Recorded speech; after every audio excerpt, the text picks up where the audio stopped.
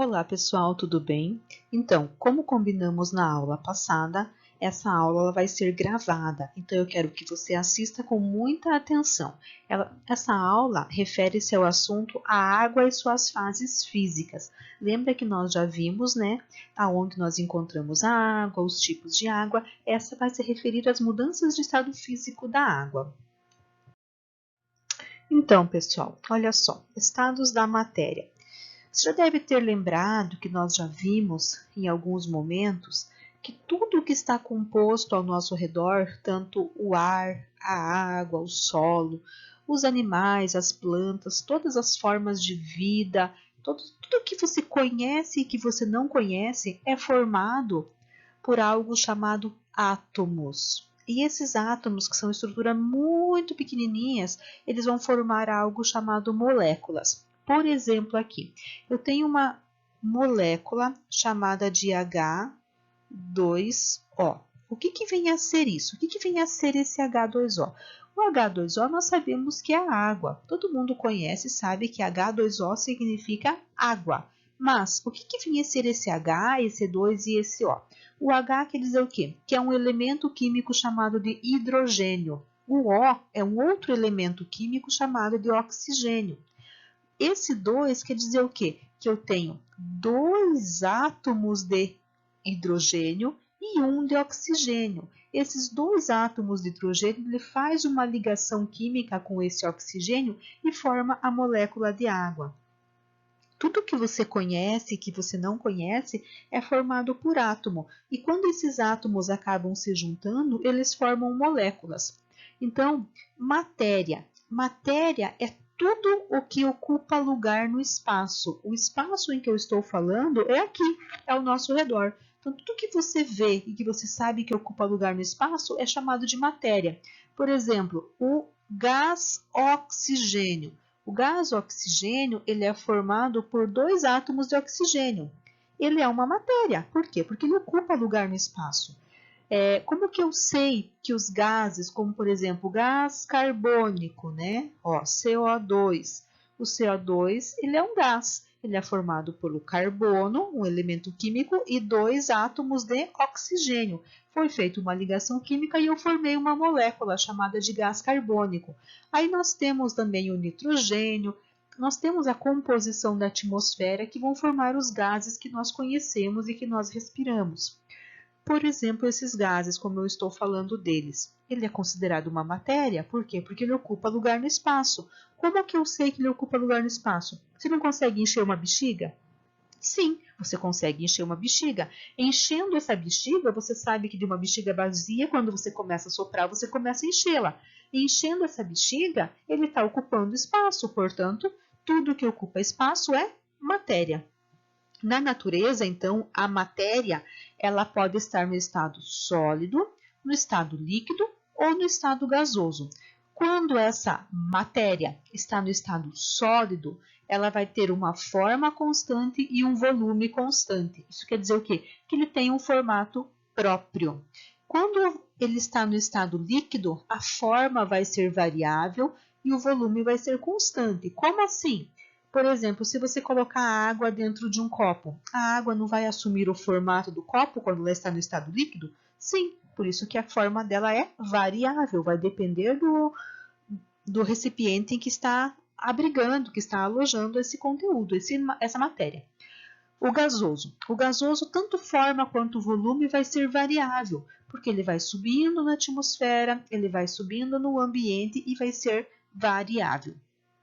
Então, na natureza, eu vou ter três estados físicos, o sólido, o líquido e o gasoso.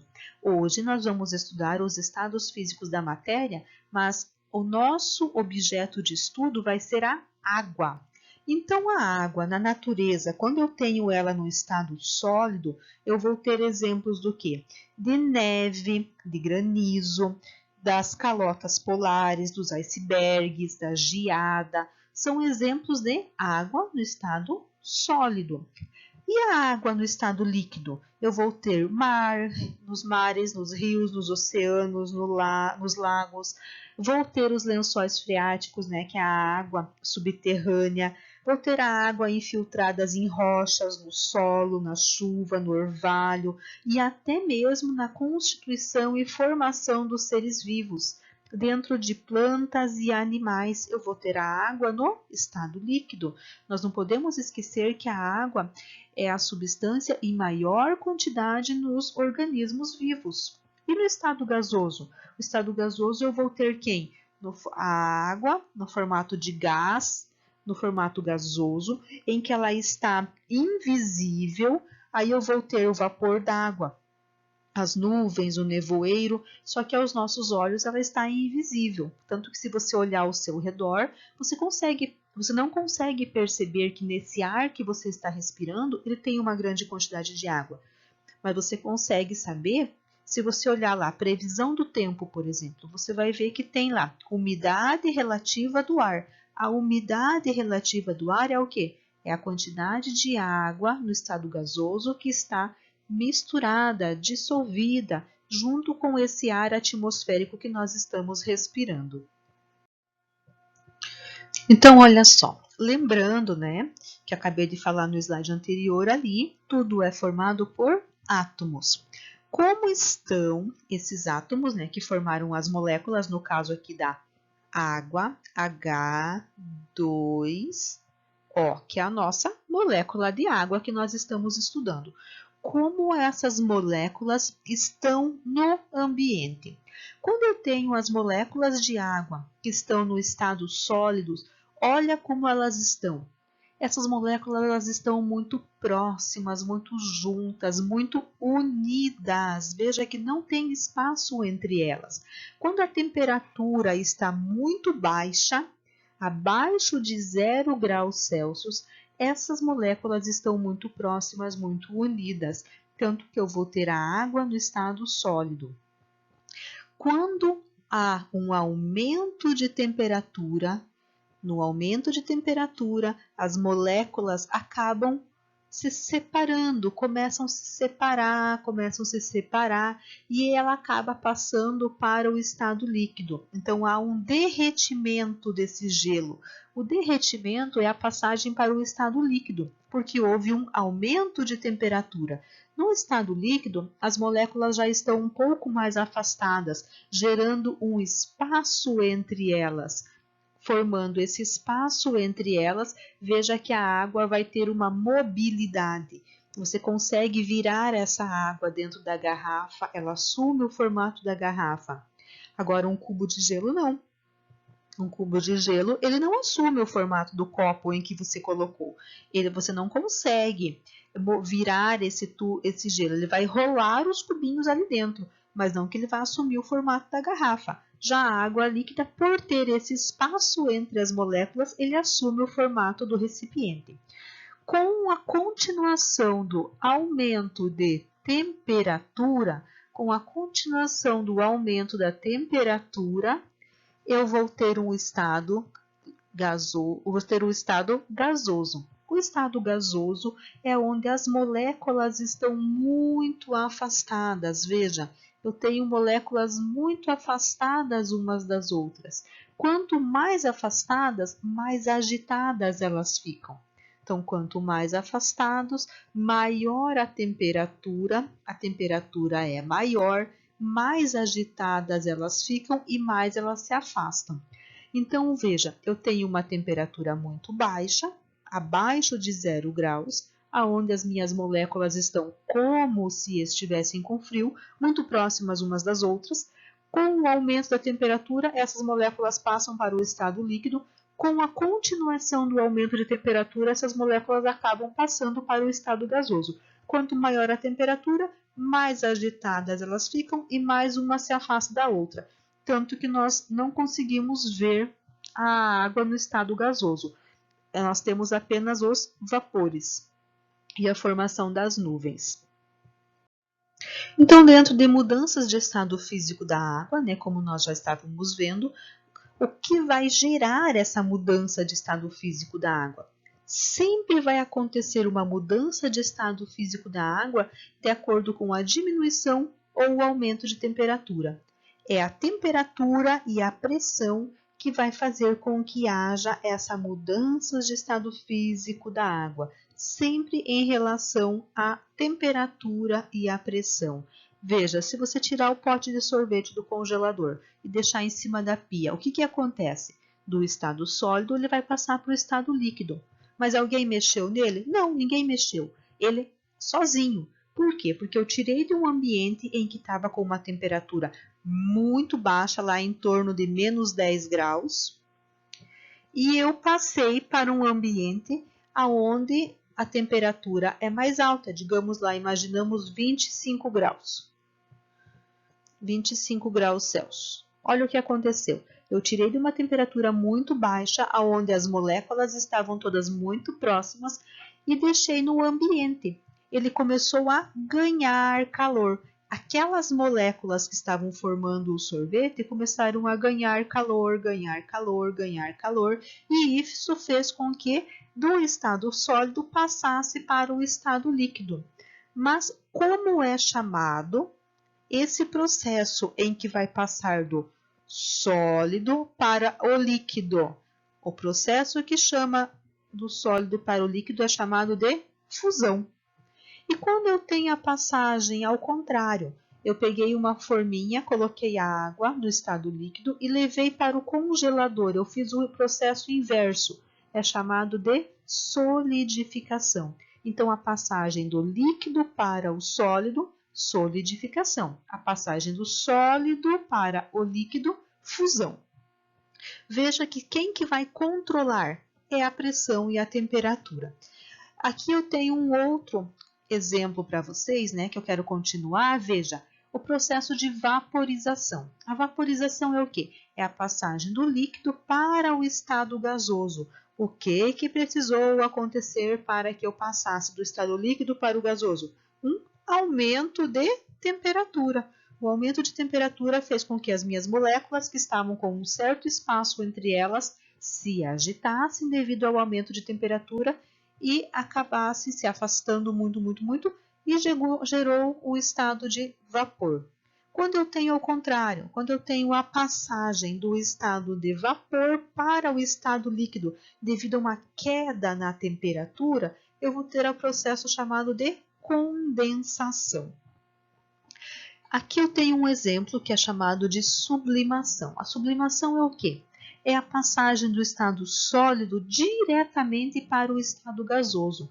Existe uma bolinha de veneno para traças, baratas, que é muito comum, que é vendida em mercados, que é chamada de naftalina, é uma bolinha branca. Ela tem essa capacidade de passar do estado sólido rapidamente para o estado gasoso, sem passar pelo estado líquido. O nome desse processo é chamado de sublimação. Dentro do processo de vaporização, que é a passagem do estado líquido para o estado gasoso devido ao aumento de temperatura, o que eu tenho aqui? Eu tenho 3 processos. O primeiro deles é um processo em que ele é provocado. Ele é um processo provocado. Por exemplo, quando você coloca água para esquentar no fogão, é um processo que você está provocando. Você está passando a água do estado líquido para o estado gasoso, mas você está provocando, você está aquecendo aquela água. Portanto, é chamado de ebulição. Quando você coloca uma roupa para secar no varal, ou quando chove e a água que está na poça acaba evaporando, é um processo lento e natural. Esse aqui é um processo rápido, a ebulição é um processo rápido. A evaporação ele é um processo lento e natural, ele não foi provocado.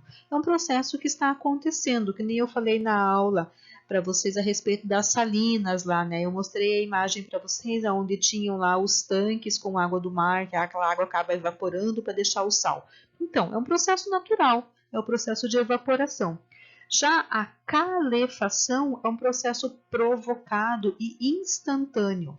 Eu acho que todo mundo já fez alguma vez na vida em que tinha uma panela muito quente, uma chapa ou no fogão a lenha em que você está com a mão molhada e você chacoalha gotículas de água sobre aquela superfície mega quente. O que ele faz? Tss! Ele faz esse barulhinho. Por quê? Porque é um processo chamado de calefação. Ele faz uma vaporização da água instantaneamente, antes mesmo das gotículas de água encostarem na superfície, ela já evapora, devido à altíssima temperatura. Então, dentro do processo de vaporização, eu vou ter 3 estágios. O rápido, que foi provocado, a evaporação, que é um processo lento e natural, que é o que acontece na natureza, e a calefação. Calefação é um processo mega rápido, instantâneo. Aqui nós temos uma imagem do ciclo da água na natureza. Veja, nós estamos trabalhando a respeito da água, né? Das mudanças de estado físico. Falando de mudanças de estado físico, eu não posso deixar de trabalhar o ciclo da água. Veja o que acontece. Tivemos um processo de precipitação. Eu vou começar com a precipitação, tá? Tivemos um processo de precipitação. Precipitação, ela pode ser de 3 formas. Ela pode ser através de chuvas, ela pode ser através de granizo, ou ainda ela pode ser através de neve. Então, eu tenho 3 tipos de precipitação. Correu a chuva, as gotículas de água caíram, acabaram abastecendo a superfície terrestre, acabaram abastecendo os lençóis, rios, lagos. Houve o quê? Houve a infiltração para os lençóis freáticos, tudo isso no estado líquido. Dependendo, a captação para as plantas, aí as plantas absorveram essa água por suas raízes, fizeram a sua fotossíntese, teve a evotranspiração. Só que você imagina que esse dia estava mega quente, estava muito calor.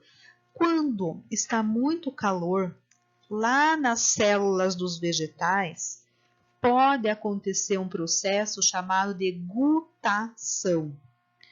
A gutação, deixa eu ver se eu consigo escrever. Gutação. A gutação é um processo que acontece em que as gotículas de água no estado líquido vão ser liberados pelas folhas do vegetal. Vocês já devem ter passado embaixo de uma árvore chamada de chorão. O chorão é uma árvore onde ele faz o processo de gutação. Se você ficar parado embaixo daquela árvore chamada de chorão, você vai sentir gotículas de água caindo sobre você. Isso é o quê? É gutação. Dentro da célula vegetal tem umas estruturas chamadas de estômatos. Os estômatos que fazem a liberação dessas gotículas de água. Então, as árvores podem liberar a água no estado líquido, chamado de gutação, ou elas podem liberar a água no processo de transpiração. Gotículas também de transpiração. Quando elas entram em contato com o ar, acaba passando pelo estado gasoso. Aí ela é chamada de evotranspiração. Tudo isso vai sendo armazenado na natureza, armazenado nas nuvens, armazenado no ar, na forma de vapor, estado gasoso, e ele vai subindo, né? Vai subindo, vai subindo, vai subindo. Quando ele chega a uma certa altura, ele encontra uma temperatura mais fria. Essa temperatura mais fria faz com que esse vapor ele passe por um processo chamado de condensação. Então, toda a água, tanto dos vegetais como dos rios, lagos, poças e tudo mais, acaba passando para o processo de vaporização, devido ao aumento de temperatura. Quando ela chega na atmosfera, quando ela chega num ambiente mais alto, ela encontra uma superfície mais fria, com uma menor temperatura. Aí ela vai passar para o estado físico chamado de condensação. Do estado de condensação, então, passou do gasoso para o líquido. Aí ele forma as nuvens. Quando essas nuvens estão carregadas, ocorre o outro processo que é chamado de precipitação. Então, a precipitação ela vai abastecer os lençóis d'água, rios, lagos e tudo mais, evapora, condensa, chove, evapora, condensa, chove, evapora, condensa, chove, e assim é o processo do ciclo da água. Pessoal, então, que agora presta atenção aqui. Nós vimos o nosso assunto da aula de hoje. Caso tenha ficado alguma dúvida, eu quero que você entre em contato comigo pelo chat. Olha só, para a próxima semana, que vai ser a nossa aula de terça-feira daí, terça-feira, dia 22, eu quero que você faça esses exercícios que estão aí na sua tela, página 46, 49, 50 e 51, Tem o exercício 4 e 5, 6, 7, 8 e 9. São esses exercícios do 4 ao 9 que você vai fazer. Começa na página 46 e vai até a 51. Você pode fazer tanto no livro, se tiver espaço, senão no seu caderno. Faz esses exercícios que na próxima aula, na semana que vem, nós vamos corrigir esses exercícios juntos. Eu vou tirar as dúvidas e a gente vai dar continuidade ao nosso conteúdo. Então, tudo que eu passei para vocês nessa aula gravada era o que eu ia passar para vocês na aula online, tá? Então, verifica ali se ficou alguma dúvida, eu estou à disposição, envia pelo chat que eu respondo vocês. Semana que vem, na próxima terça-feira, eu retomo o conteúdo com vocês. Lembra que é uma trilha que serve para 2 semanas, portanto, a próxima trilha é o mesmo assunto e a prof retoma o que ficou para trás ainda, tá bom? Ou caso tenha alguma dúvida. Então, pessoal, tchau para vocês, beijinhos e até a próxima aula.